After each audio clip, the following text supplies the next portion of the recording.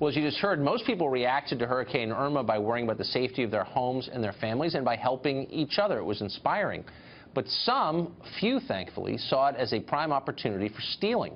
A news crew captured a group breaking into this Fort Lauderdale shoe store and making off with boxes of expensive shoes. None of them look poor, by the way. Rick Baglioni is police chief of Fort Lauderdale. His department has arrested at least 9 looters so far, and he joins us tonight. Chief, thanks a lot for coming on. So I don't know if you can see the pictures that we're looking at, but there are people looting a shoe store. Did your officers arrest these people? I can see them, and yes, we did. First, I want to say that City of Fort Lauderdale knows we dodged a big bullet here, and our friends around the state are in a much worse situation than we are, and our goal here is to get back on our feet as quick as we can so I can start sending some resources around the state to help the rest of our friends get back on their feet. I'm proud to say we did arrest those individuals. There were 9 of them caught.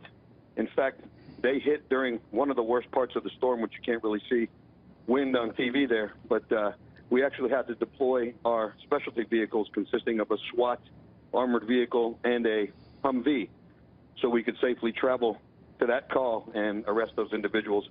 And today we just arrested our 20th individual for looting, we're proud to say. You've heard a lot of people in the media in the past couple of weeks say that really looting isn't looting, it's people in need taking what they need because they don't have it. Is it your sense that these people needed the shoes? Well, if anybody calls us for help, we're coming and we'll assist any way we can. But if you're going to take advantage of a situation like this, a weather event on this particular occasion, to take advantage of our neighbors and business owners, then we have zero tolerance for that, and we're going to arrest you. These folks are not walking out with diapers and cases of water and baby formula. They're stealing tennis shoes. Yeah, and they all seem to be wearing shoes. So what are they facing at this point?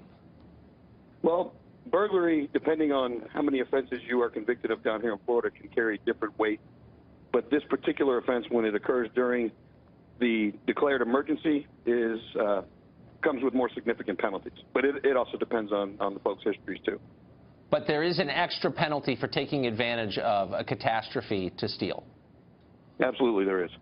Good. There ought to be. Thank you for enforcing the law. Lots of departments aren't, as you know, and so I'm glad to see that you are. Chief, thank you. Thank you. Well, for more on the looting and how police can stop it, we're joined by former NYPD officer Dan Bongino. Dan, thanks a lot for coming on. So I'm fascinated not by the looting. I've seen it firsthand. I saw it after Katrina. It always happens. But I'm fascinated by the excuses for it that you're hearing from the left and many in the news media who won't cover this and who basically attack anyone who notes that it's wrong to steal during a time of crisis. Why do you think the left makes excuses for this so aggressively? Because, Tucker, there's a couple reasons. And yes, I've been a victim of this, too, since my last appearance on your show.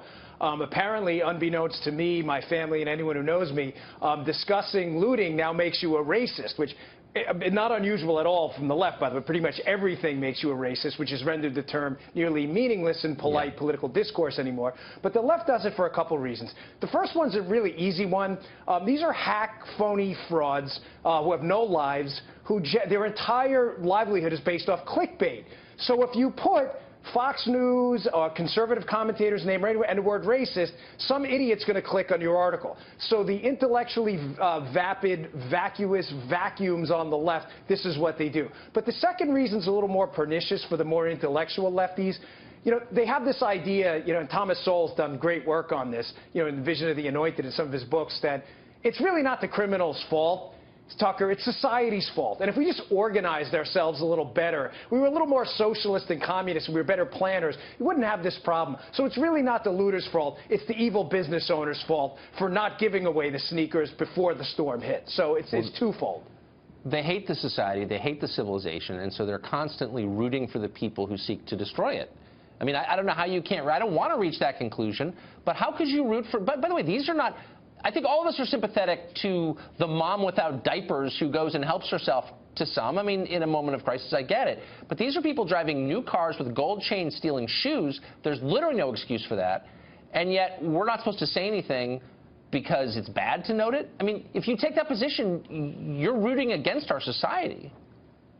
Yeah, and not only that, the convenient out they use by painting everybody with the most disgusting, by the way, outside of child molester and murderer. Is there anything worse to call someone than a racist? By using that, it's their effort to distract away and to constantly, as I always say, the liberals don't run on anything. All they have is making you believe that conservatives hate whatever identity group it is. So by painting everybody as blanket racist, this is what they think is going to work for them. They don't have anything else. But what's really racist is by the way, my last segment with you, Tucker, no one at any point during the interview ever mentioned race because it was irrelevant. We were talking about looters, okay? So if you're in a conversation with people and you're talking about looters and someone comes in and says, hey, I think black people shouldn't loot, then that's kind of the racist, all right? It's not us who are talking about looting. It's the liberals who are the real racists. Well, I'm frankly pretty PO'd about it. Well, yeah, and in fact, zero. The most destructive group in American life right now is Antifa, and they're a bunch of rich white kids. It's got nothing to do with race. It has to do with defending a civilization against people who want to tear it down. And the left, it does seem counterproductive, though, because, I mean, they run every major cultural institution in this country. Why do they root for the destruction of the country that's made them rich? I don't understand. Well, David Horowitz summed it up nicely when he says, when you understand that the left, the intellectual left, if there is such a thing, that they're the anti-communists, it all makes sense, Tucker. They don't really stand for anything. They just stand against liberty and freedom, us, the anti-communists. And that's what coalesces them all together through their intersectionality or whatever their new buzzword of the day is. Yeah. Dan, thanks for joining us. I appreciate it.